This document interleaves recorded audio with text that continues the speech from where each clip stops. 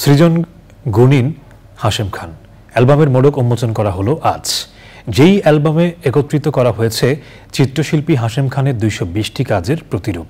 সুলতানা হিমু জানাচ্ছেন বিস্তারিত।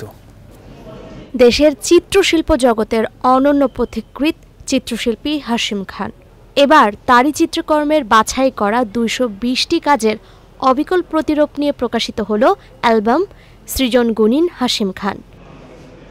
সকালে জাতীয় জাদুঘরের ফজিলাতুন্নেসা মিলনায়তনে অ্যালবাম প্রকাশের মোড়ক উন্মোচন করেন দেশের সংস্কৃতি জগতের বরেণ্য ব্যক্তিত্বরা।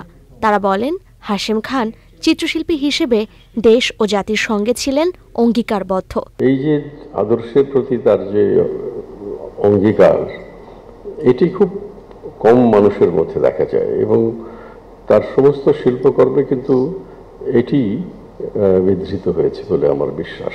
সত্যি একজন ইনস্টিটিউশন এবং আমরা বাংলাদেশের সবাই যেন ওনাকে ওই শ্রদ্ধা জানাই, ওই ভালোবাসি এবং ওনার যা যেই সব ওনার কর্ম আছে সেইগুলো যেন আমরা সুন্দরভাবে রেস্টোর করি। সংস্কৃতি খাতে বাজেটে 1% বরাদ্দ নিয়ে এ সময় আক্ষেপের কথা তুলে ধরেন হাশেম খান। আমি মনে করি আমাদের দেশে অনেকগুলো চারুকলা বিশ্ববিদ্যালয় হয়েছে, অনুষদ হয়েছে, সেখানকার ছাত্ররা অন্তত এক নজরে যদি আমার অ্যালবামে কিছু ছবি দেখতে পায়, আমার মনে হয় তারা অন্তত দেশের শিল্প পরিক্রমাকে বুঝতে কতখানি পারবে আমি জানি না, কিন্তু অন্তত আমি যে কিছু কাজ করেছি তা হয়তো দেখতে পারবে।